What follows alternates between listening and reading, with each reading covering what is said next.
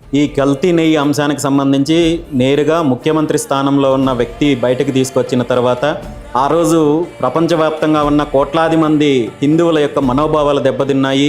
ఇప్పటికైనా దీనికి శాశ్వత పరిష్కారం కావాలి. ఇప్పుడు ఏదైతే తప్పిదం జరిగిందో, ఏదైతే అపచారం జరిగిందో దానికి కారణమైన వాళ్ళని శిక్షించాలి. భవిష్యత్తులో ఇలాంటి పరిణామాలు మళ్ళీ జరగకుండా శాశ్వత పరిష్కారం కావాలని చెప్పి ఆనాడు మా సొంత ఊరు పుంగనూరు నుండి తిరుమల వరకు పాదయాత్ర చేపట్టి తిరుమలలో స్పష్టమైన ప్రకటన చేయడం జరిగింది. టీటీడీ ఆధ్వర్యంలో సొంతంగా గోశాల ఏర్పాటు చేయాలి.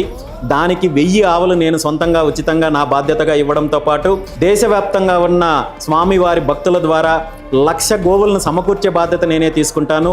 మీరు ఒక చోట కాకుండా 4-5 చోట్ల ఈ డైరీని ఏర్పాటు చేసే ఉద్దేశం ఉంటే పుంగనూరు ప్రాంతంలో ఉన్న నా సొంత 22 ఎకరాల మామిడి తోటను ఉచితంగా ఇస్తాను.